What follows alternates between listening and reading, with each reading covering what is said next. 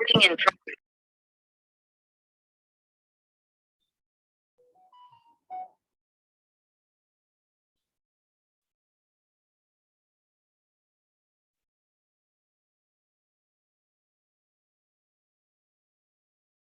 I audible? Pragya? Yes, ma'am. Good morning, ma'am. Good morning. Am I audible? Yes, ma'am. Okay.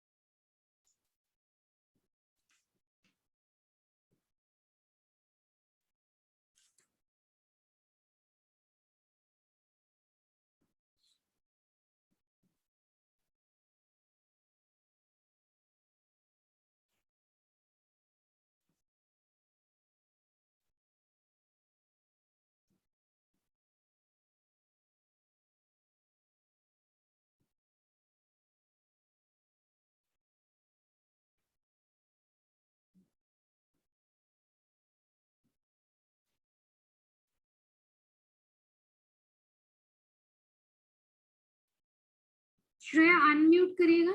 Shreya Shreya Yadav.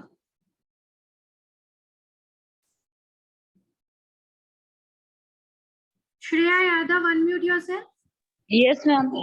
Good morning, ma'am. हाँ, good morning. Shreya classes चल रही है बाकी?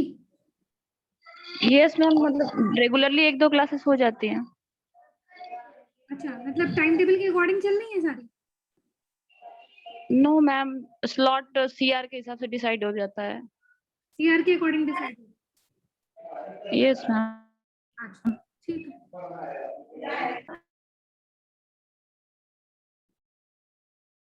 कोई GCR भी है क्या आपकी क्लास में? Yes, ma'am. कौन है? अंजलि मधेशिया.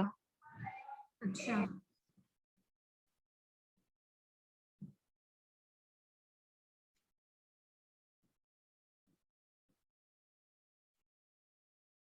इस बार प्रोजेक्ट भी तो होगा ना आप लोगों का? Yes, ma'am. प्रोजेक्ट नहीं है मैम, उसका मतलब वो सिनॉप्सिस जमा करना है बस. 5th सेमेस्टर में प्रोजेक्ट है. तो उसकी कोई मीटिंग हुई है अभी? नहीं. बस एक दिन तनु सर ने मैम लिया था बस.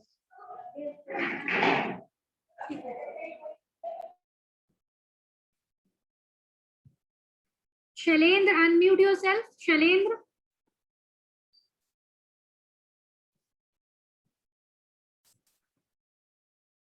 शैलेंद्र महेश्वरी. Yes ma'am. आपको क्लियर हो रहा है सब्जेक्ट? Yes ma'am.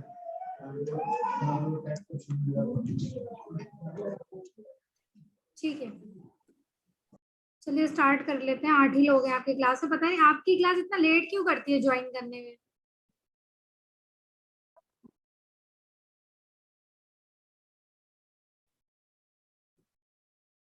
अगर कोई प्रॉब्लम आ रही हो तो आप लोग चैट बॉक्स में लिख दीजिएगा मुझे, अगर लेक्चर की ड्यूरेशन में कोई दिक्कत आती है. स्क्रीन विजिबल है सबको?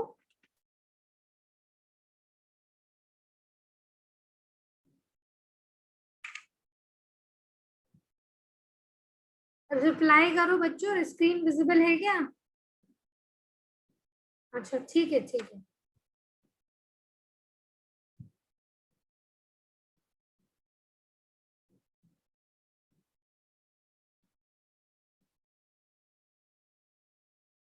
So on yesterday's stand, we are discussing warehouse, data warehouse. What is data warehouse? What is its characteristics? Today we will discuss what is data ware environment. ठीक है, तो ये डायग्राम में कल भी डिस्कस कर रही थी और आज इसके सारे पार्ट्स डिस्कस करेंगे कि इस डेटा वेयर हाउस इन्वायरमेंट में जितने भी पार्ट्स हैं वो कैसे हैं। अगर आपके पास क्वेश्चन आता है डेटा वेयर हाउस इन्वायरमेंट, तो भी आपको यही लिखना है। डेटा वेयर हाउस आर्किटेक्चर आपको अगर आता है तो भी आपको यही लिखना है, ठीक है, सारे कंपोनेंट्स। और अगर आपके पास कंपोनेंट्स आते हैं तो भी आपको यही लिखना है, ठीक है। अगर कंपोनेंट्स में हो सकता है कोई कोई स्पेसिफिक पूछ लिया जाए, तो आपको हो सकता है इनमें से कोई एक पार्ट भी पूछ लिया जाए, है ना, कि define the database warehouse database या डिफाइन द डेटा मार्ट्स, ऐसे करके भी क्वेश्चन आ सकता है। पर समटाइम्स इट हैपेंस कि कंप्लीट भी क्वेश्चन आते हैं। तो जब कंप्लीट आएंगे तो आपको ये डायग्राम ड्रॉ करके आपको इसके सारे पार्ट्स को डिफाइन करना है। और ये बहुत इंपॉर्टेंट क्वेश्चन है, ये आता ही है एग्जाम में कि define the data warehouse environment और maybe define the data ware complete architecture और इट्स कंपोनेंट, ऐसा करके कुछ भी आ सकता है। तो आपको सारे ही क्वेश्चंस में यही डिफाइन करना है इस डायग्राम में, ठीक है। तो ये डायग्राम अगर मैं देखूं तो इसमें 7 पार्ट्स हैं, ठीक है।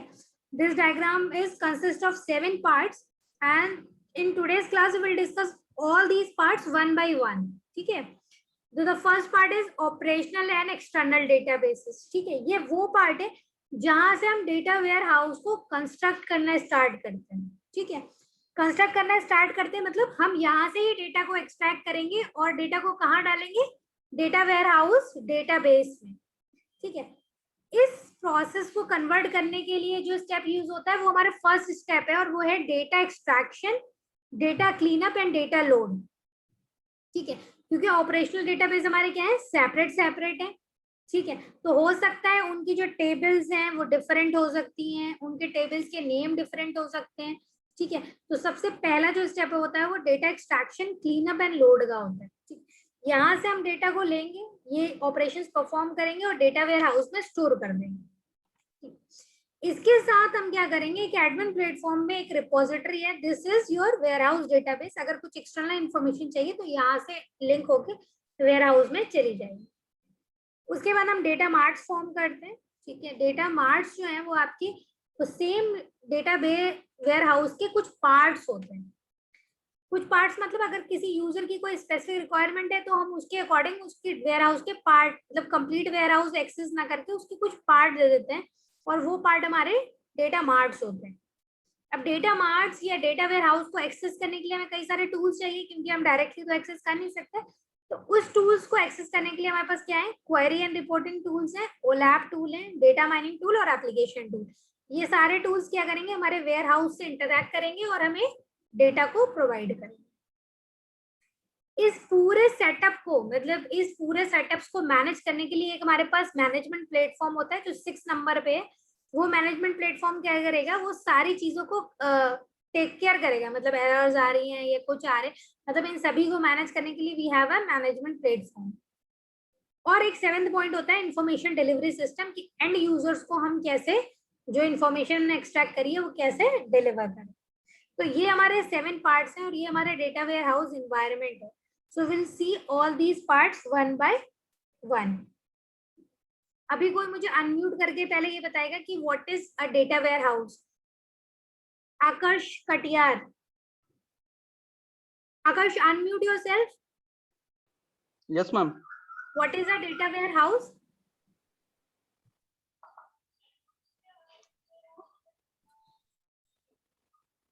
Data warehouse. A data warehouse is a subject-oriented, integrated, time-variant, and non-volatile collection of data in support of management decision-making process.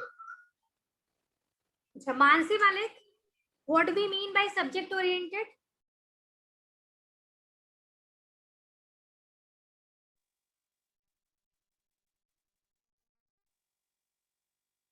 बच्चों जल्दी जल्दी से बोलो वरना सारी क्लास पूछने में ही निकल जाएगी, है ना।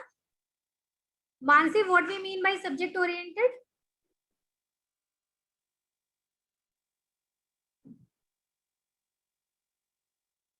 मानसी आपकी आवाज नहीं आ रही है यहाँ तक। Mohammad Anam, Mohammad Anam, unmute yourself.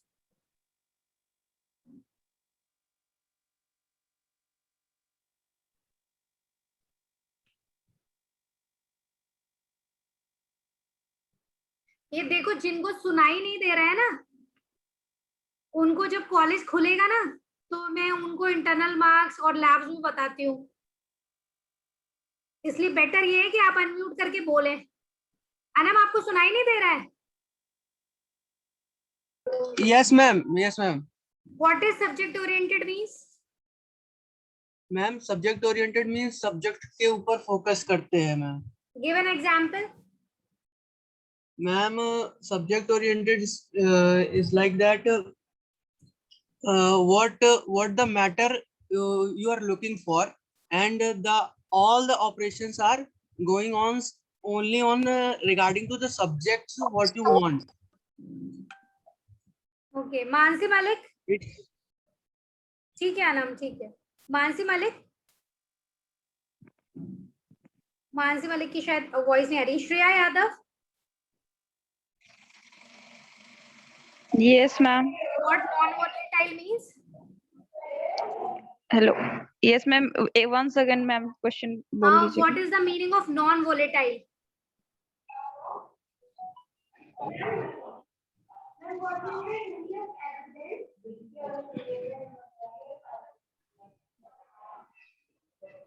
क्या होता है बेटा non volatile means? Previous data, ma'am. Non volatile means होता है प्रीवियस डेटा। मतलब प्रीवियस डेटा मैम मतलब इरेज नहीं किया जाएगा जब तक न्यू डेटा ऐड नहीं होगा.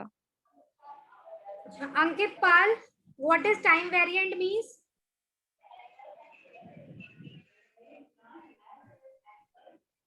Ankit Pal, Yes, ma'am.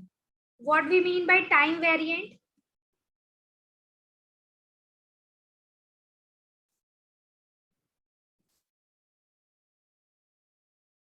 Ma'am जो डेटा होता है पर्टिकुलर टाइम में टाइम पीरियड होना चाहिए। इसका क्या मतलब हुआ?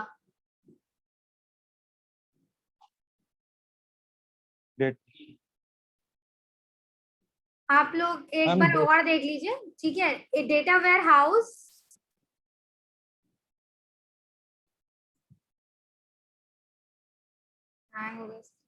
A data warehouse is a subject-oriented, integrated, time-variant and non-volatile collection of data, ठीक है, in the support of management decision making. ठीक है, warehouse हम क्यों बना रहे हैं? Because operational database is not sufficient for decision making. Operational database में हम क्या स्टोर करते हैं? डे टू डे की इंफॉर्मेशन सेव करते हैं, जो ट्रांजैक्शनल डेटाबेस कहें जिन्हें, ठीक है। वो इंफॉर्मेशन जो है वो हमारे डिसीजन मेकिंग में हेल्प नहीं करती, क्योंकि हमें उससे कोई भी ट्रेंड नहीं पता चलता है, ठीक है। जैसे मैं आपकी क्लास की अगर इंफॉर्मेशन सेकेंड ईयर की इंफॉर्मेशन सिर्फ मेरे पास हो तो I will not able to identify कि आपकी पिछले से कैसी परफॉर्मेंस रही है। पर अगर आपका क्लास 1 से लेकर आपकी एमसीए सेकेंड ईयर तक के सारे रिजल्ट्स मेरे पास हो तो आई कैन फाइंड आउट कि कौन से क्लास में आपकी परफॉर्मेंस कैसी थी, ठीक है। वो मैं कैसे फाइंड आउट कर सकती हूँ? Depending upon the percentage of your result, ठीक है, ऐसे ही तो फाइंड आउट कर सकती हूँ। तो ये जितनी भी चीजें होती हैं जहां पे हमें कोई डिसीजन मेकिंग करनी हो, ठीक है, तो वहां पे ऑपरेशनल डेटाबेस यूज नहीं होते। वहां पे हम क्या करते हैं? वेयर हाउस यूज करते हैं। और वेयर हाउस की ये क्या है, आपके कुछ फीचर्स हैं। सब्जेक्ट ओरिएंटेड मींस जैसे मैंने कहा कि मुझे आपकी परफॉर्मेंस चाहिए, तो मेरा ये क्या है? एक सब्जेक्ट है, मतलब मेरी रिक्वायरमेंट है। इस रिक्वायरमेंट के अकॉर्डिंग क्या है? मुझे आपके क्लास 1 से क्लास एमसीए सेकेंड ईयर तक के रिजल्ट्स चाहिए। दिस इज माय सब्जेक्ट, ठीक है, कि आपकी परफॉर्मेंस को इवैल्यूएट करना है। अब उसमें आपने क्या खाया, क्या पिया, इतने सालों में क्या पहना, कहाँ घूमे, अगर मैं ये सब डेटा स्टोर कर लूंगी तो मैं डिसीजन मेकिंग में कोई हेल्प नहीं होगा। सिर्फ क्या हेल्प होगा? जो आपने सब्जेक्ट्स पढ़े और उनमें क्या स्कोर किया है। तो ऑब्वियसली जब भी आप वेयर हाउस बनाते हैं तो there should be a subject. Subject is basically what is your requirement. Integrated means है, इंटीग्रेटेड मीन्स कि आप जो भी डेटा कहीं से भी ले रहे हैं, मतलब ऑपरेशनल डेटाबेस से जो भी डेटा ले रहे हैं, दैट शुड बी इंटीग्रेटेड. मतलब अगर कंसिस्टेंट होना चाहिए थ्रू आउट. ऐसा नहीं है कि आपने अभी 3 एट्रीब्यूट लिए फिर 4 एट्रीब्यूट ले लिए. अगर आप ऐसा करेंगे तो आपका वेयर हाउस क्या होगा, इनकंसिस्टेंट हो जाएगा और वहां से आप डेटा को एक्सट्रैक्ट नहीं कर पाएंगे. टाइम वेरिएंट मीन्स जितना डेटा आपको इंफॉर्मेशन के लिए चाहिए, जैसे मैंने अभी एग्जांपल दिया कि आपकी परफॉर्मेंस इवैल्यूएट करनी, तो मे बी क्या होगा कि कोई स्टूडेंट ऐसा होगा जिसने क्लास 5th के बाद से ही ग्रोथ करना स्टार्ट किया होगा, मतलब उसकी परफॉर्मेंस क्या है 5th के बाद से ही इंप्रूव कर रही होगी. तो क्लास 1 से क्लास 5th का रिजल्ट क्या है, नल एंड वॉइड है. मतलब हमें उस रिजल्ट की कोई नीड नहीं, क्योंकि आप छोटे पे जैसे परफॉर्मेंस दे रहे हैं वही परफॉर्मेंस बड़े पे दें, इट्स नॉट नेसेसरी. ठीक है, as the time involve the performance can change.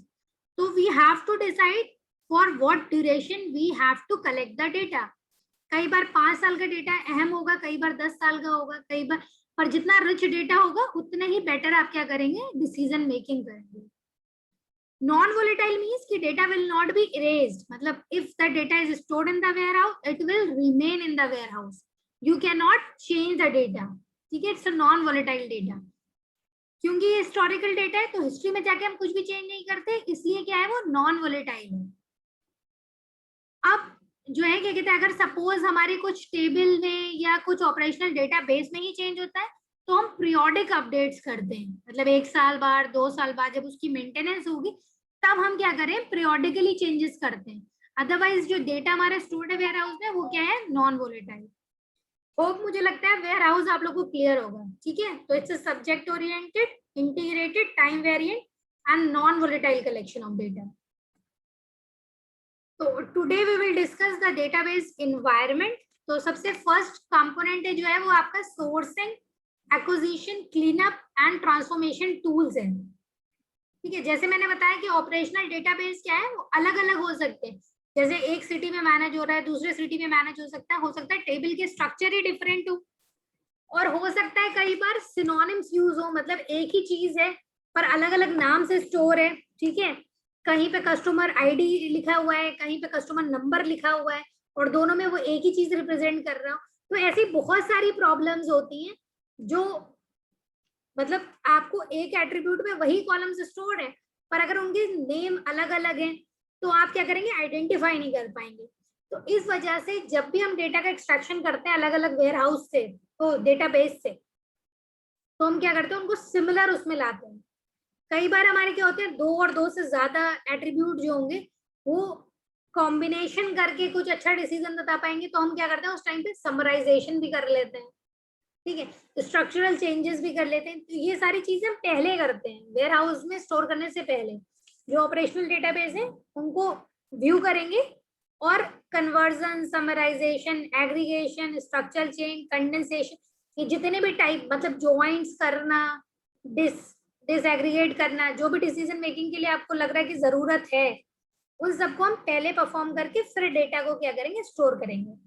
ऐसे क्लीनअप का क्या मतलब है, क्लीनअप का मतलब ये है कि अगर कहीं पर डेटा में आपकी कोई मिसिंग वैल्यूज हैं, ठीक है, अगर मिसिंग वैल्यूज हैं तो भी हम क्या करेंगे, उसको चेंज करेंगे. मतलब या तो डिफॉल्ट करेंगे या पर वहां पर नल स्टोर कर देंगे. तो अब इन सबको प्रोड्यूस करने के लिए we can use so many things, like Unix script use हो सकती है, एसक्यूएल डीडीएल कोड्स यूज हो सकते हैं, कोबाल कोड्स हो सकते हैं, जॉब कंट्रोल लैंग्वेज यूज हो सकती है. जॉब कंट्रोल लैंग्वेज कोड जो है वो आईबीएम मेन फ्रेम के लिए यूज होते हैं, जहाँ पे डेटाबेस आपका आईबीएम मेन फ्रेम में स्टोर होता है, वहां पे हम जॉब कंट्रोल लैंग्वेज यूज करते हैं. तो मल्टीपल ऑपरेशनल डेटाबेस से जब भी डेटा हमें एक्सट्रैक्ट करना है, हम उसको क्या करेंगे, क्लीन अप करेंगे और ट्रांसफॉर्मेशन टूल्स यूज करेंगे ताकि सब एक सिमिलर वे में आ जाए. जब सिमिलर टाइप का हो जाएगा तब हम उसको क्या करेंगे, वेयर हाउस में स्टोर करेंगे.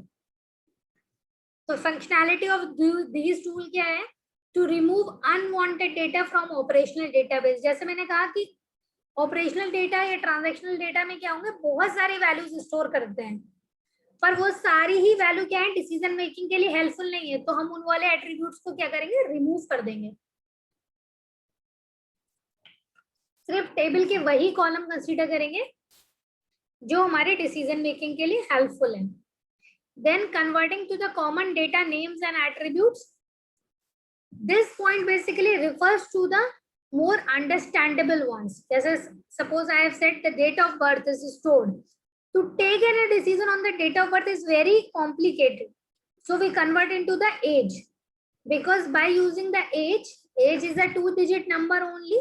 So by using the age or comparing the age, we can take certain decision. Okay. ऐसे ही सपोज आपकी डेटा में कभी ऐसे है कि आपकी जो अकाउंट नंबर्स हैं that is a 12 digit account numbers, ठीक, तो will only consider the last 3 digit और 4 डिजिट फॉर द कंपैरिजन, ठीक है। तो ये these are the simpler way, ठीक है। Common names and common attributes, those are more understandable, जहां से आप अच्छी, आपको उस एट्रीब्यूट को देख के अच्छी अंडरस्टैंडिंग बनेगी आपकी, तो उनमें हम नेम्स और एट्रीब्यूट को कन्वर्ट कर देते हैं। The next one is calculating summaries and derive data. Sometimes it happens कि data बहुत सारे stored है, तो we'll store in a summary. Summary is like if day-to-day data is stored, so we'll club the 7 days data into a weekly data. So weekly data is more compact form.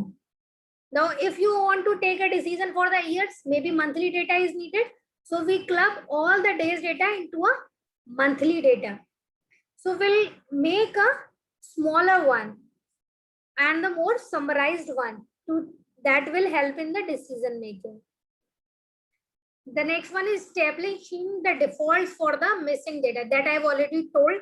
If there is a missing data into the operational database and you have to store into the warehouse, what you need to do?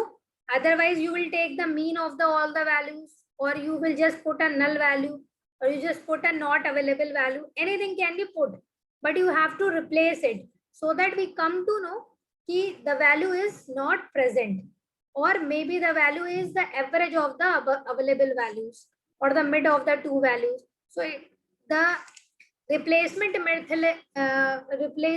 methodology is only dependent upon you, which type of data you are storing.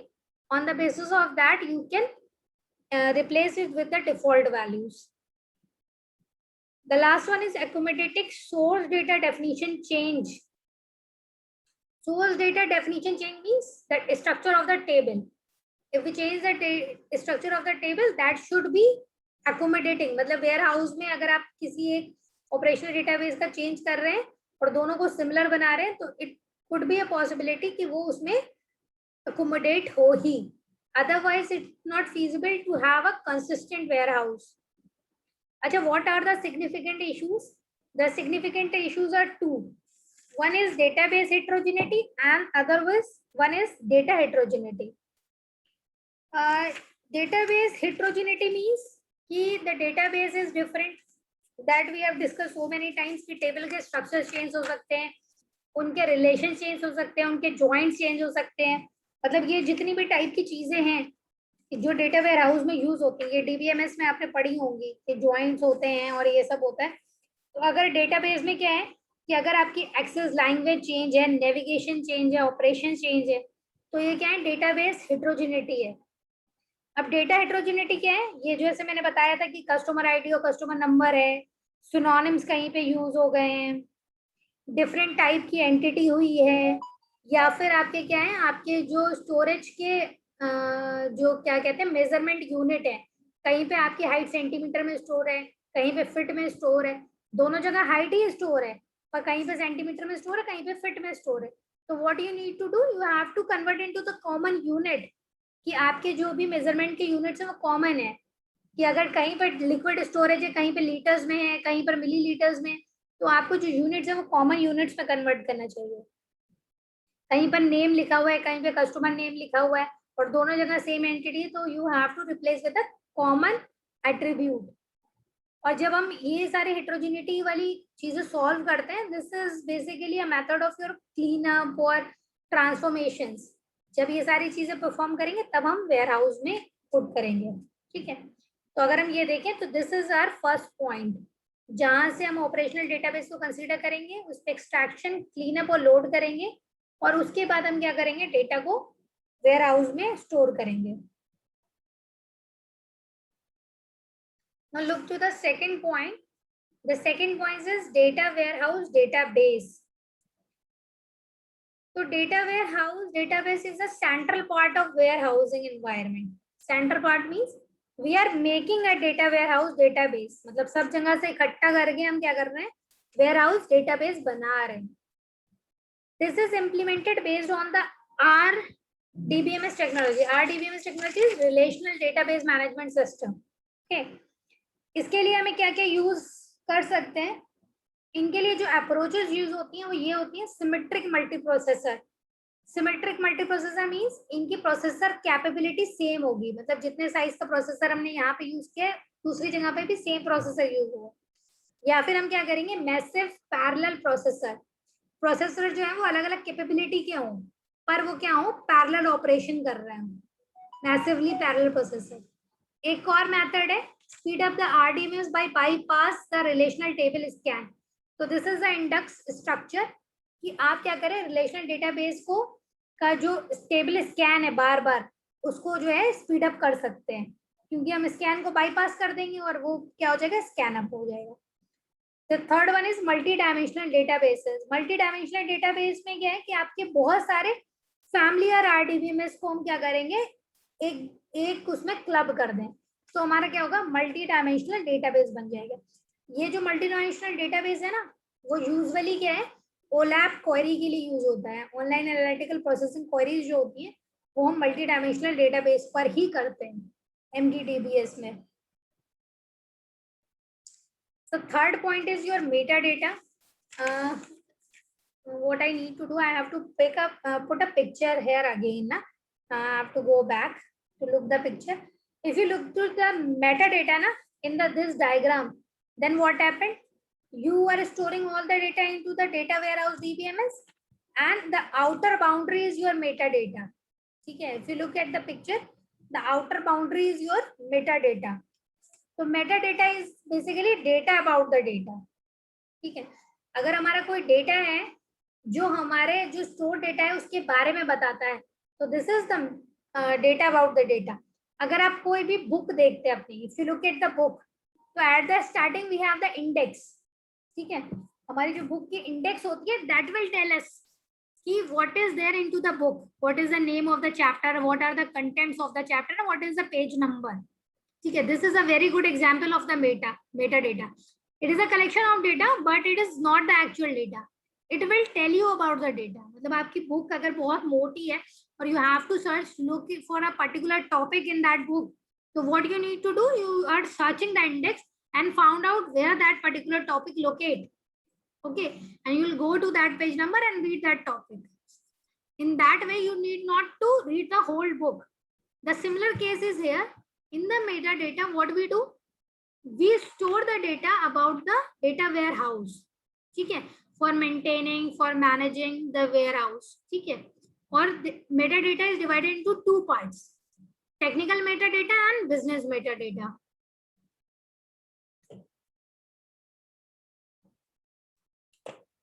Okay, so what is technical metadata? So it contains the information about the data warehouse used by data warehouse designer, administrator to carry out the development and management task. मतलब आपके जितनी भी technical details होंगी वो हमारे यहाँ पर store होंगी. लाइक वो टेक्निकल डिटेल्स क्या हैं? वो टेक्निकल डिटेल्स हैं information about the data stores, transactional description, mapping methods, structural definitions, cleanup and data enhancement, data mapping, backup history, archive history, delivery history, data acquisition history, data access history. मतलब जितना भी data पे आपने ये सारे work किए होंगे और जैसे भी वो इंटरकनेक्टेड है, मतलब टेक्निकल जो भी चीजें अप्लाई करी हैं वो सारी हमारी क्या होंगी, टेक्निकल मेटाडेटा का पार्ट होंगी. सिमिलरली हमारे पास क्या है, बिजनेस मेटाडेटा है. वहां पर हमारे पास क्या होंगे, हमारे पास सब्जेक्ट एरियाज होंगे और हमारे पास queries, reporting, video clips, audio clips, internet home pages, information related to delivery system, ownership, audit trials. मतलब जो भी इंफॉर्मेशन हमें बिजनेस के लिए, मतलब डिसीजन मेकिंग के लिए हेल्प होगी, वो हमारी बिजनेस मेटाडेटा का पार्ट होगी. तो metadata will help the user to understand the content. जैसे मैंने बताया ना कि बुक के इंडेक्स को अगर हम देखें तो हमें पता चलता है कि बुक के अंदर क्या कंटेंट है. सिमिलरली अगर वेयर हाउस का मेटा डेटा को आप देखेंगे तो यू विल फाइंड आउट कि how the data is integrate, maintain and view and what are the contents into the warehouse. So just by accessing the metadata, you will find out what your warehouse look like. मतलब कहाँ पे कौन सी information है और कितने details हमारी यहाँ पे स्टोर्ड हैं. जैसे हमने बहुत सारी चीजें करी स्टोर करने से पहले, क्लीन अप किया, ट्रांसफॉर्मेशन किया, एक्विजिशन किया, एक सब्जेक्ट होगा हमारा. ये सारी चीजें हमारी क्या है, वेयर हाउस को बनाने से पहले की चीजें हैं. वो सारी इंफॉर्मेशन हमारी कहाँ होगी, मेटा डेटा में एक स्टोर होगी कि हमारा वेयर हाउस कौन मेंटेन कर रहा है, ऑडिट ट्रायल्स क्या हैं, इंटरनेट से कैसे लिंक्ड है, ऑडियो वीडियो क्लिप्स हैं अवेलेबल. तो ये सारी चीजें हमारी कहाँ पर है, मेटा डेटा में. तो we have completed the 3 parts of your data ware environment. The one is cleanup and transformation tool. The next one is data warehouse database, and the third one is metadata. ठीक है, we'll cover rest of the parts into into Friday's lecture. Okay, so I will take the lecture on Friday and Saturday at 9. I will share these slides with in Google Classroom.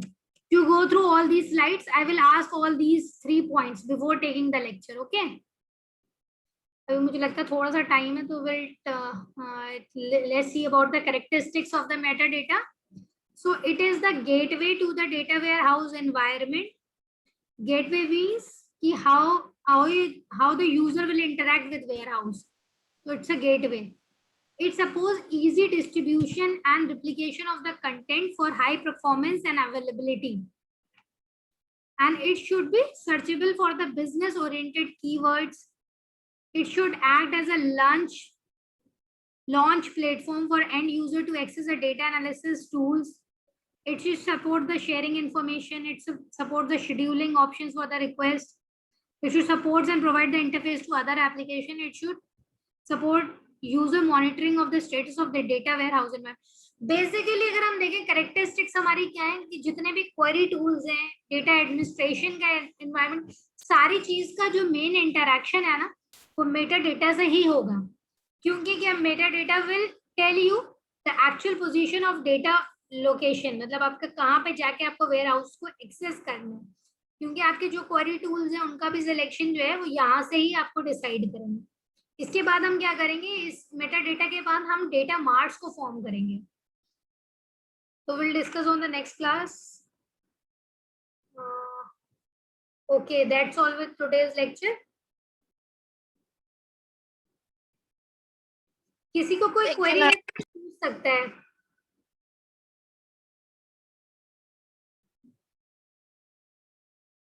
Is anyone has any query?